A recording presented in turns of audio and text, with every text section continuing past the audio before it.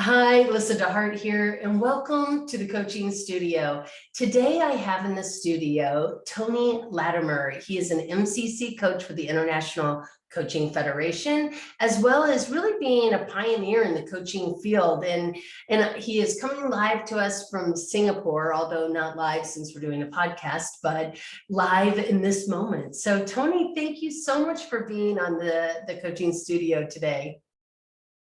Hey, morning, Lisa. You're welcome. So I'm really curious to hear a little bit about what brought you into coaching.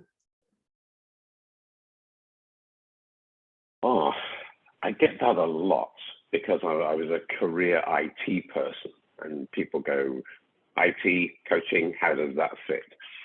It came about back in the early 80s. And this was before coaching had really emerged into the business world.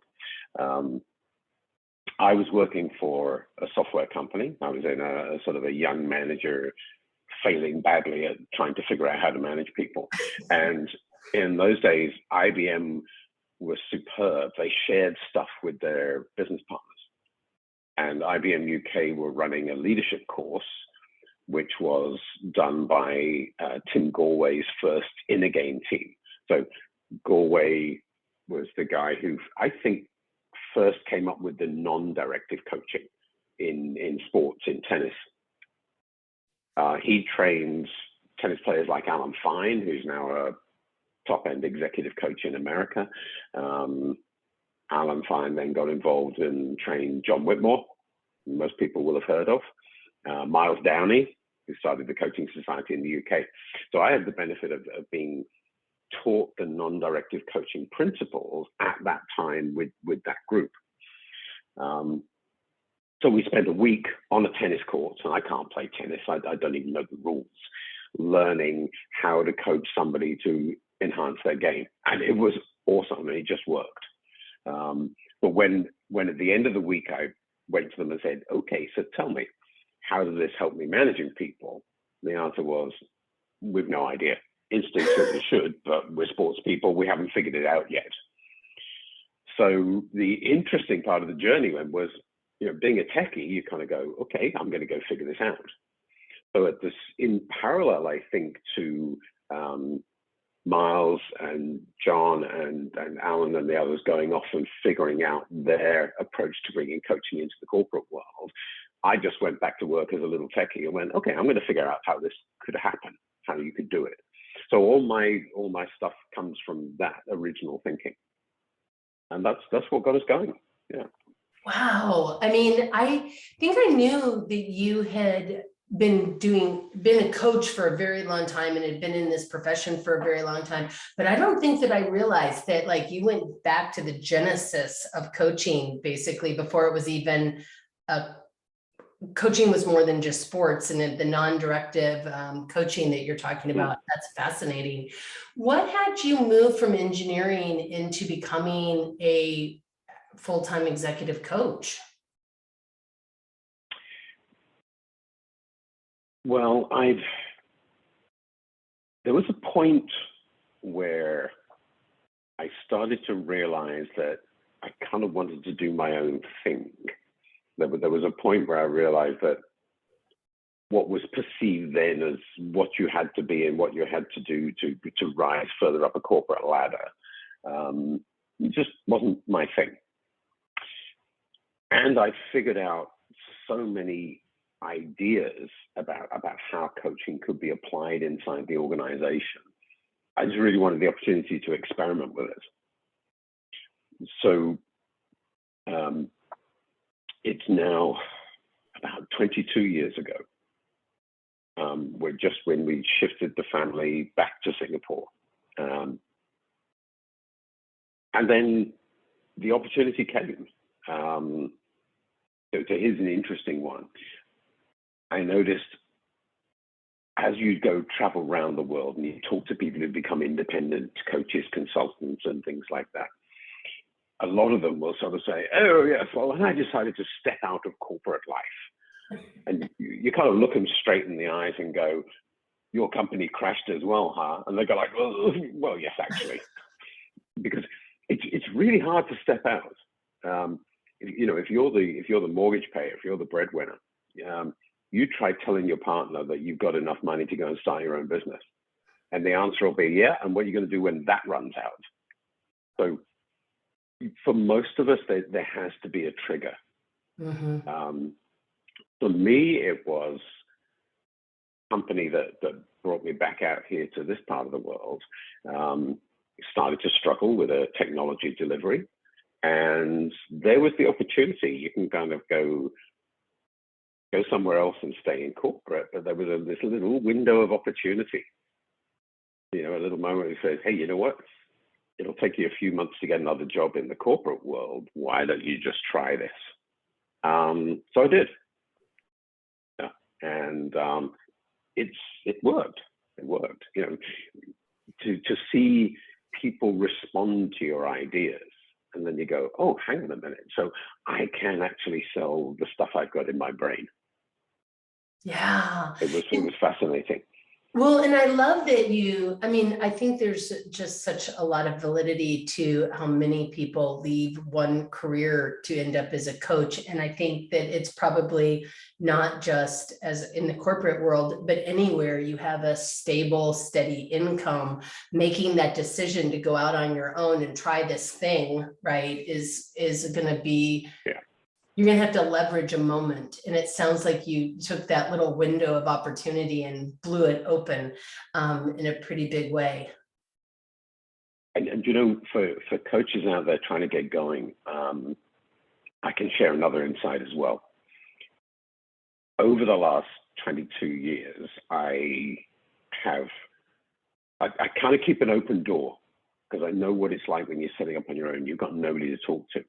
There's a number of coaches trying to start up who've come and sat in one of these chairs behind me in my coaching room.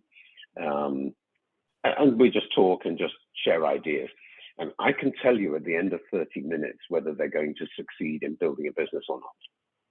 Oh, and so what are the indicators, the key indicators for you of a potentially successful coach? Well, it's more actually, what are the indicators of a failure? Okay, let's go there then. When you hear them say something like, yeah, I kind of like to do this sort of thing, so I think I'll give it a go. Okay, that's going to fail. Mm-hmm.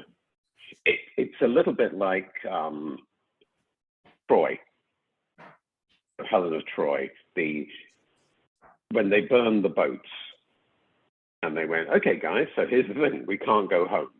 We either take that fort by nightfall or be dead on this beach, right? That's the place you've got to get to.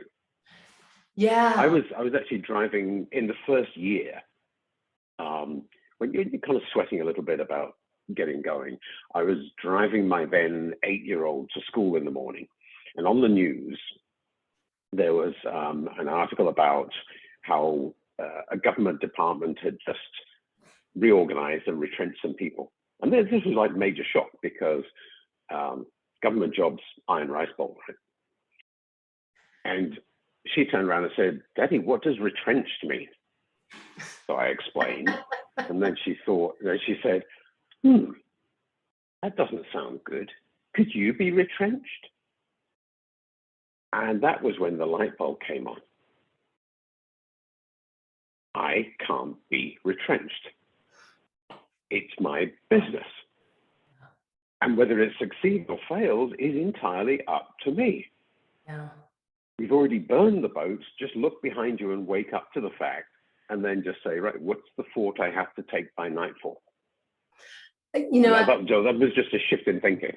Yeah, and I really love that idea of the passive language of, I think this is something I can give a go to. I guess I'll try it out for a while. It's almost like it's a sweater, and you can return it to the store if you don't like it, if it itches or something.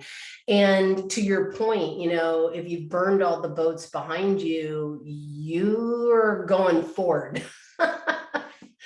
Because there's no retreat at that moment, unless you build another boat, but that takes energy and time also. I'm really curious too, as you've watched, because I mean, you were there at the inception basically of coaching and what has become this coaching world that we experience now. What have you seen as some of the biggest shifts in the way people are approaching coaching in general? Oh, we've had a few evolutions in how coaching is being deployed. Just clarify for me when you say how people are approaching coaching. Well, I mean, I just think like, I mean, when people started, nobody knew what coaching was. I think there's a larger context of people, they've at least heard of coaching, even if they still think it's consulting, there's at least a sense that they've heard that language before. But then I think also coaching itself has evolved. And I mean, we started off with everybody sort of coaching, whatever that meant, and then the creation of competencies, and now this creation of the new updated competencies. And I'm just curious, that sort of arc of evolution, what have you seen really be the sort of seismic shifts? Mm. Yeah, there've been a few phases. So you're right, back in the early days, so even about 15, 16 years ago, go and talk to an HR director, you had to explain what coaching meant. Mm-hmm. In fact, we didn't do that. We didn't call it coaching at the beginning. One of my first significant projects, I'd actually created some IP around coaching principles for high-end relationship selling. So when it's not about the product, how can you use some coaching style to sort of engage the client? So we were selling that as advanced sales training. And I remember having the conversation with HR, and I said to them, so tell me, when did you last train these people? And they said, oh, about 6 years ago. Okay, 6 months after the training, what was different? And they went, nothing much, to be honest. So, okay, we have a solution. And they went, really? What's that? So, well, the important thing is that once they've learned stuff, that they put it into practice. So we'll put them in batches through the training. And then I recommend that over a 6-month period, I have 4 or 5 one-on-one conversations with each of them. It'll take about an hour or so of time, and we just help them put what they've learned into practice. So you get a behavioral shift. Think of it as sort of guided implementation of learning. And they went, oh, that sounds like a good idea. So the term coaching, we didn't go there at all. We just talked in the way they understood. And literally with that project, they gave me an office. And I was in their office 4 days a week, 14 hours a day. I did so many hours of coaching you would not believe. I mean, I quite literally, I never did an ACC. I didn't have time. I was building a business. When a couple of other people, a couple of my friends in Singapore had already got to their PCC level, and they were going, come on, Tony, you need to get credential. So, okay. So I went for my PCC because I had more than enough hours to do my MCC already. There's no substitute for doing volume, but reflecting on what you're doing. Right. As a way of learning. I think far too many coaches I see don't focus on getting the coaching hours, and getting the real clients. And you see a lot of people on social media reaching out to other coaches to say, hey, I need to get the hours. You coach me, I'll coach you. That doesn't result in much real coaching. Mm-hmm. The focus should be go find real people.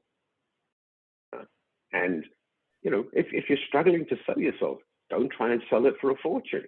Right. Look at some creative opportunities and ways to go and get real clients with real problems. Yeah.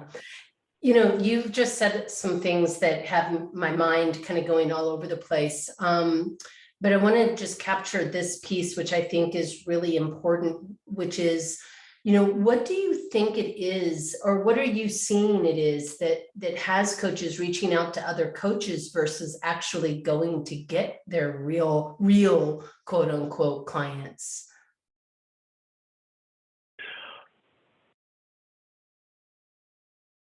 I suspect it's self-limiting beliefs. I suspect it's fear.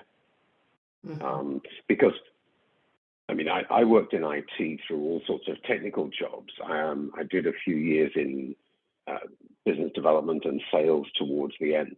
So I kind of knew how to sell. But the hurdle once you're then selling yourself, that's a tough one. It really is. You've got to overcome some barriers. Yeah. And people also have this feeling of, I hear a lot of people going, if I've got, an ACC or I haven't got my ACC yet, I've got to get that 100 hours.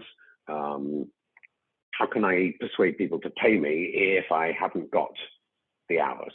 And I think that's, it requires a little shift in thinking. So to go back to your previous question about, what were the phases and stages? So yeah, now everybody knows what coaching is. And then it kind of became fashionable. And yes, I would agree. Remember the stage, early 2000s, we started teaching coaching skills to managers. And this was back in the day when even ICF was kind of going, no, managers can't be coaches.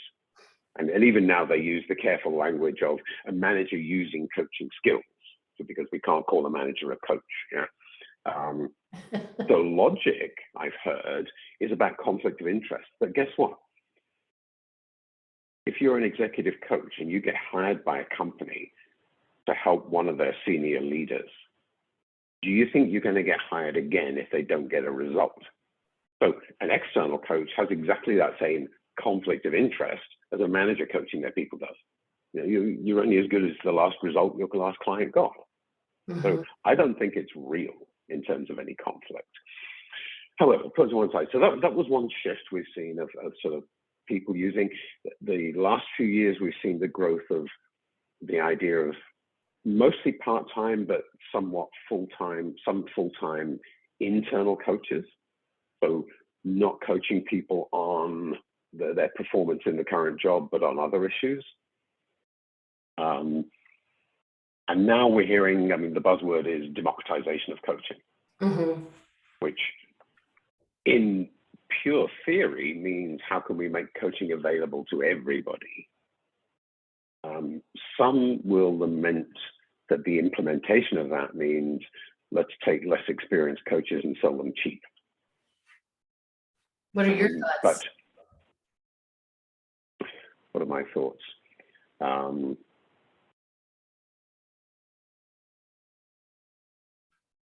I think there's a couple of issues there. One is that, so I've got friends who do that. They go on the coaching platforms and they spend 5 hours a day, 3 days a week, and make a decent living. The reason they make a decent living is because they're in a low-cost economy. And what's a good hourly rate if you're doing a regular amount of coaching in one country is you can't live on it in another one. So if that model persists, you will possibly see a churn of coaches going through. So the end client company is going to see that the coaches are changing, and maybe that's okay. I think you will see an orientation towards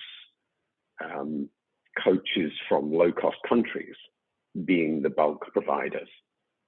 So that creates some limitations if you're an international company who actually wants people from your own economy. And then it raises the interesting question. So there was Joel, the research director from ICF, and name escapes me, but somebody from South Africa from one of the universities did a session back end of last year or early this year about the emergence of AI. And they've got AI coaching tools, and they have already proved that at the basic levels, hey, I need a coach, I've got a problem, I need to figure it out. The AI tools can already coach as well as a human being. Now, it doesn't take a genius to figure out that the volume democratization of coaching is not going to rely on humans for very long. Right. Because they just become profitable the minute they switch on an AI tool and get a human out of the equation, because you don't have to pay an hourly fee to the AI tool. And it never needs a holiday, and it never takes sick leave, and it never does a lot of things that human beings do. Yeah, doesn't want a salary. Yeah, doesn't want to. And it won't unionize. Yes. Oh, they might. Well, maybe as they get better. Yeah, so I think one of the important things here is that coaches starting out have got to up their game very quickly, because when you do the research, current AI tools and AI technology cannot coach at the higher levels. Right.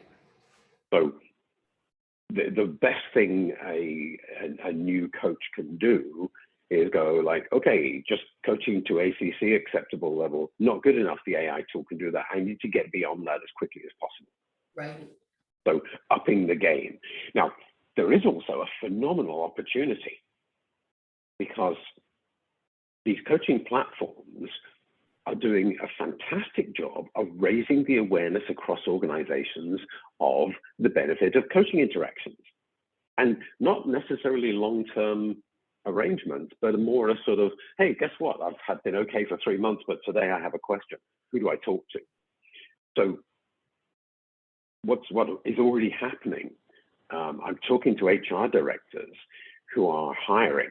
Now, a year ago, the burning question in every interview was, what's your approach to flexible working? That's gone away now. That's just a given.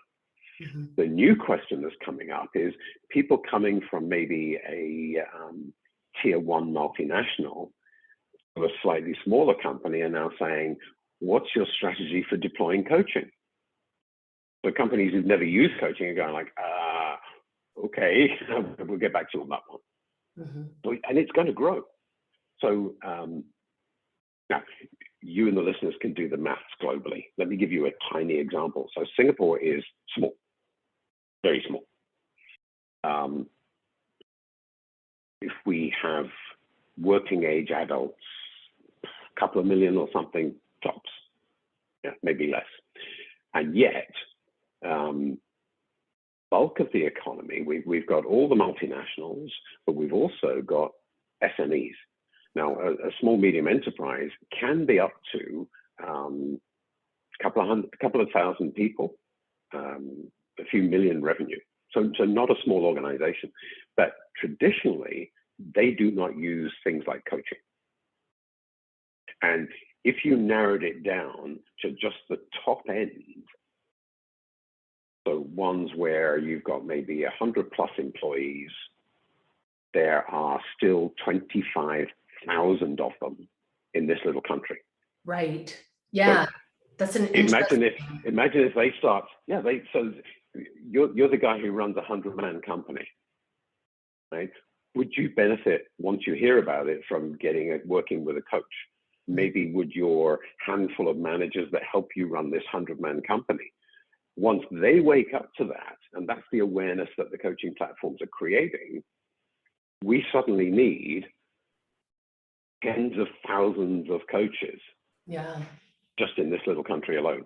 So yeah. Parallel that, go to America or Canada and say, like, how big is that opportunity? Right, exponential at that point. You know, this is a really interesting point, because this conversation around AI and the democratization of coaching has sort of been, you know, I mean, people are kind of wrestling with it. And so I really love that you brought it forward, because I think it's a real thing. And, you know, just to really highlight a couple of things that you said that I think are super important for people to hear. One, you know, it doesn't matter what the company is that does it. It could be a Better Up. It could have been any of those kinds of programs that hire coaches and don't pay them that much, but they're doing a lot of coaching. And the need to move past ACC level skills is imperative, because if an AI can coach the basic 7 questions or whatever it is that a coaching conversation maybe needs, you know, you kind of go from the kind of coaching habit idea, you know, what is your challenge? What do you want to do about it? What's your goal? And you have these sort of simple questions. You don't need a person. It's kind of like, I don't know, I sort of feel like the same thing around giving clients resources. If they can Google it, I don't need to tell it to them, right? Like that's not the point of me. And I think what you're speaking to is this idea of, if you really want to be a coach and you really want to be successful as a coach, continue getting your training and learn how to have the more important conversations, that you're not in any kind of competition with artificial intelligence, because it's not there yet. It's not going to hear nuance. It's not going to be curious in ways that a human being could be curious, because it doesn't know how to do that. That's a lot of programming to do that. So, I mean, and then that idea also of, it may not be everybody in the organization, but if you take the top 25 people and they're getting coaching, even in a small country like Singapore, now there's a ton of jobs available for people who are willing to ask a more important question, if I'm hearing you correctly. Yeah. Yeah. I think the opportunity is emerging, and it will emerge very rapidly for the education of the companies who don't use coaching yet. Mm-hmm. And again, if we think about it, if you're a multinational and you want to give cost-effective on-demand coaching to hundreds or thousands of managers around the world, the coaching platforms are a great start. That's the way to go. If you're the CEO or one of the leadership team of a 100, 200-man company that's trying to expand or grow or change direction, that's not the kind of coaching that you need an AI tool or an ACC level coach. You need somebody who can sit down and be the thinking partner and really trigger your brain and your awareness and take you fast and deep. Mm-hmm. Absolutely. Which really sort of lends to another question. You know, there's so many people, because coaching is so unregulated, that call themselves coaches, but really have no training really beyond maybe a very quick certification, or you know, like I came from a therapeutic background, and there's a bias with therapists where they're like, I'm a therapist, why would I need to take a coaching training, because I already know all this stuff. What is your thoughts about that? I mean, I was a therapist and now I'm an MCC coach, so clearly not all therapists feel this way. But what is your thought on the need for professional development and professional training for coaches?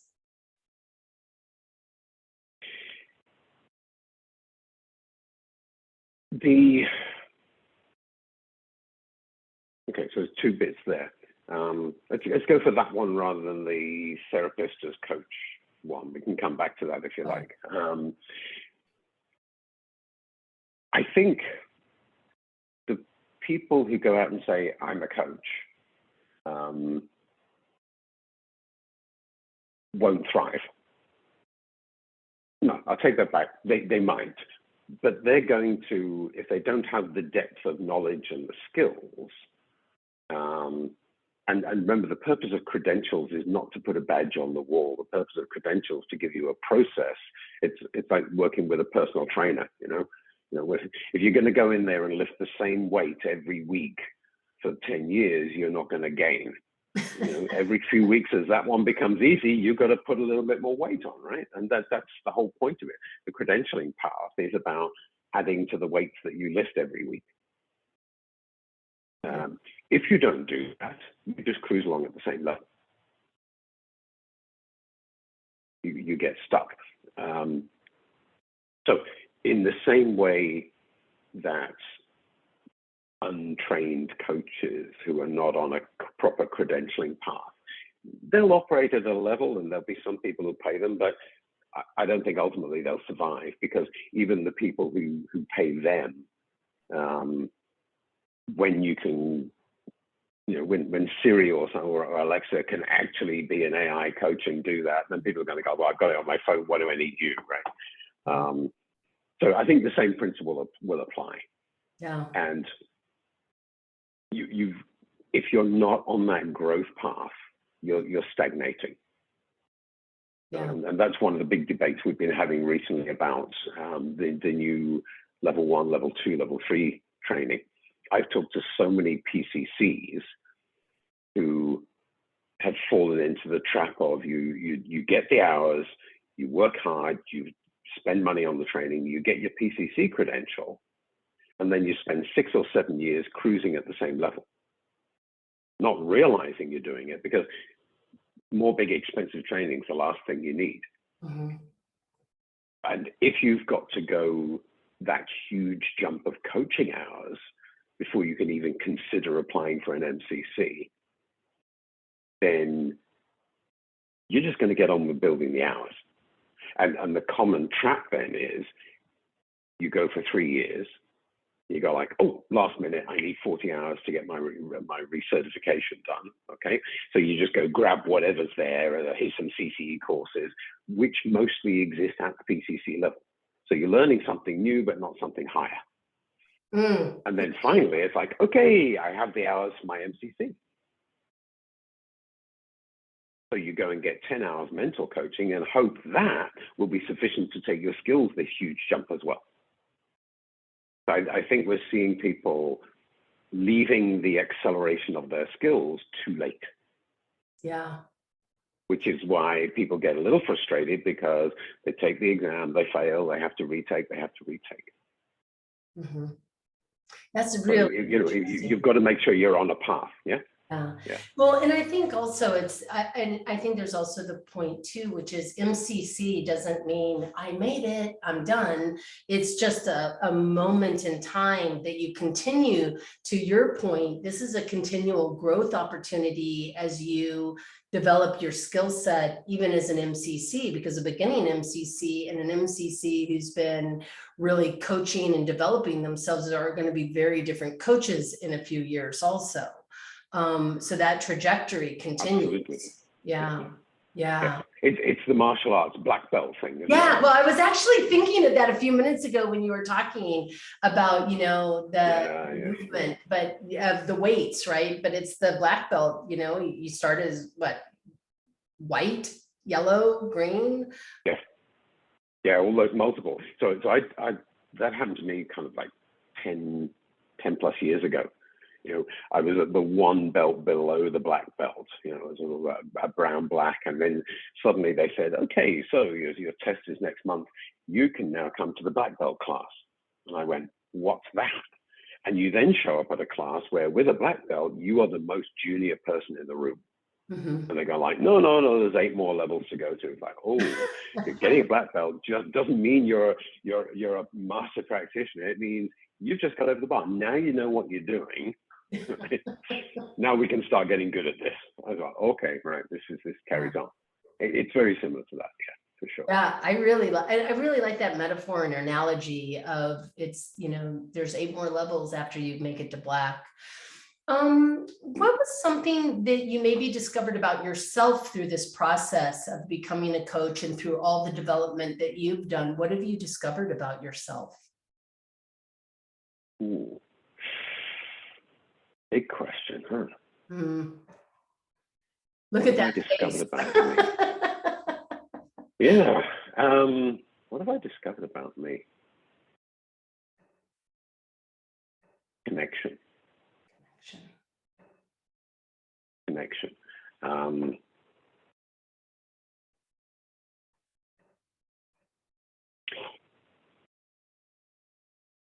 Everything is connected to everything. And so when I was trying to get up to the MCC level, the breakthrough that I got was being fortunate, lucky, synchronicity kicked in, met somebody who was doing the work at the energy level. And that was for me what sort of tripped it. And just as I'm constantly in the business trying to go in new areas and do new things, I'm reinventing the same problems that me and all the other coaches had when we were trying to start our business. It's every morning you get up and go like, I want to do this new thing, and is it going to work? How am I going to find the right clients for it? Every time I bring myself back and go, nope, it's connected. Reach out, connect. it works. And this is not, I'm an IT guy, this is not the fluffy woo-woo that people talk about. This is basic physics. Mm-hmm. If you drop a pebble into water, the ripples are not the water moving. It is the energy wave moving through the water. Water is a solid medium, therefore you can see it. Mm-hmm. And everything in the universe is made up of energy. There was some kind of famous science guys who said this. I'm energy in one form, you're energy in another form. The space between us is not empty space, it's energy in another form. Right. And E equals mc squared. The energy potential of a body is its mass times the speed of light squared. Big number. If you can not just move the energy within the body, but release a little, it must eventually get there. And one of the secrets to really flipping up the belts to get towards the eighth dan is to get, my feel, is to really get a learning and an understanding of the energy. Mm-hmm. First step is learning to read it. Second step is learning to move it. Because so coaching is the process of making people think. Yes. Right? Problem solving, creativity, innovation, it's all just connecting previously unconnected data in the brain. And your thoughts are physical. They are electrochemical signals on the neural pathways in your brain, therefore made of energy. So anything that can move those and make that movement allows the neuroplasticity to happen and for things to move and things to change. So a lot of people talk about energy stuff and it make it sound a little woolly, fluffy, and Glastonbury talk kind of thing, but it's not. Yeah. It's real. It's basic science. And it really links back to something that you said earlier when you first started coaching, but you weren't calling it that. You were teaching relationship sales, right? And I mean, as I'm hearing you talk, I'm really also seeing everything's a relationship. It's our relationship with each other, with the energy that we put out, the energy we take in. I mean, there's relationships everywhere. And that's at least what's showing up for me as you're talking, thinking back to where you even began with coaching. That's fascinating. And I really do think that there's a kind of, I don't know, woo-woo factor when people hear energy, but I think that's even really dissipating quite a bit because, that like coming out of the 60s, it seemed very psychedelic, but, coming into the 2022, people recognize the scientific, qualities of it now in a different way. Not so much like pshaw. They're much more, I notice energy, I feel energy, we're connected to everything. Your point is so well taken. And really that's the piece also when you think about coaching at a different level is your ability to attune to that and then be curious about it, right? If I'm hearing you correctly. Yeah. That's one of the things that helps you when you're coaching somebody.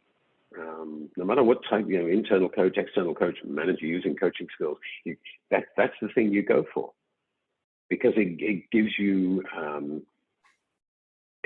a thing to listen to beyond just the words, the facial expressions, the body language, etc., etc. Yeah, and way beyond the topic. You will hear. You will hear and feel it. Somebody goes like, yeah. So the face and the words may say, yeah, no big thing, but the energy reading just goes like, oh, that's it. That's the spot. Yeah. I love that. Yeah, no, that's brilliant. I think that's such a good piece of wisdom for coaches to hear also, because I think sometimes people I think they use, so let me throw this out there to you, because one of the things that I see is that people use energy and they notice their own and they assume it's correct for the client. How do you use the awareness of energy that still leaves it to the client to make meaning?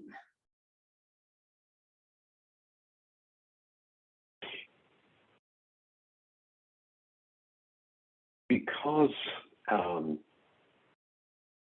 think how to put this. So the first thing you have to learn to do is, when you're coaching, is to create a subconscious to subconscious connection. So you have to have a clear mind. If you've ever done meditation, that empty space where your conscious awareness is completely empty. Because when you listen from your subconscious, you pick up more signals. And you're not going into a conversation with, here's my favorite question, or here's what I'm going to do next. You learn to then allow your subconscious to dictate what's going to happen next. It's the same as athletes getting in the zone. They're not thinking about how to do the steps, whatever. That was what the practice builds up. You just go there. And the more you learn, the more tools you've got, the more your subconscious has got to access. So I'll find, for example, that, let's think, a particular ontological technique that I haven't used for 5 years. I will be in a coaching session and my subconscious goes, just say this. Mm-hmm. And that's how you just let it emerge. So you don't have to know anything, do anything. You just connect and allow what comes up to come up. And that'll be in response to whatever's happening and coming from the client. I love that sense of emergence, letting it emerge. It's not a pushing, it's not a forcing, it's an allowing. Oh, absolutely. And depending on what coaching you're doing and for what purpose, you may have a framework. If we're working on this person's promotion to the next level or how they get their leadership thing, but those are just the frameworks for the initiate the conversation. And then as you get into it, let's see what comes up. Yeah, beautiful. What are you involved in right now that you're excited about? Oh, sharing the knowledge. I have, until the end of last year, I have only ever taught my stuff to the corporates, the managers, the internal coaches. A few friends have been nagging me. Gail Moore from More Master Coaching, right? She's been nagging me for 5 years. I love Gail. She's wonderful. 5 years. 5 years she's chased me. Fran Fisher as well. I love Fran also. Has been nagging me. So we did something. I eventually gave in last year. And one of Fran's points was, the growth in the number of top-end coaches, of MCC level coaches, people getting over the bar to then go further, is not quick enough. We need to do something about this. So she and I just came to a pact and said, okay, we're going to contribute to creating 1,000 more MCCs in the next 3 years. That's our goal. Doesn't mean we have to do everything for them, but we want to trigger something that allows that to emerge, because that will then trickle down the pyramid and bring a lot more coaches up the skill base. So what I got involved in was starting to pass on what I know to coaches. Mm-hmm. And that's emerging nicely. I've been doing some live demo stuff, analysis of what we do. I'm going to pilot, end of this year, I'm going to pilot a level 3 MCC course. One of the realizations is that there aren't that many of us who know it to that extent. Mm-hmm. And the interesting thing I discovered that I brought into my corporate work was, the day I got my MCC, I sort of went like, wow. And then suddenly my little techie brain went, you know what this means? No. It means you can do it. Oh, okay. So here's the thing. If you can do something and you can correctly analyze it to its simplest components, you can codify it. And if you can codify it, you can teach it. Mhm. And one of the challenges I had in the early years was that the teaching of coaching always seemed so complicated. Complex models and multiple steps, and like, how do I keep all that in my head? So I'm going there, but I'm coming at it from a so the overarching level 3 course and all the bits that come underneath it is going to be called the Simplicity of Mastery. So it's about saying, okay, guys, relax. Simple doesn't mean easy, but it's simple. So if you want to actually coach to this level, here's how you do that. Here's what you actually do. So yeah, this is an emerging body of work for me this year, but very exciting. It's super exciting. I think we could probably talk for a while about that. And yet we are sort of coming up on time. I will definitely be having links to everything for you. I also found the 2 books that you've written chapters in, and those links will be below also for people to check out some of the work that you've done. I thought the coaching book, I actually see it on the back of your on your bookshelf up there at the top that looks like the coaching book that you were a part of. I do have a final question for you though. If you were writing your autobiography today, without an explanation, just sort of just off the cuff, what would you title your autobiography today? You're really good with these tough questions, right?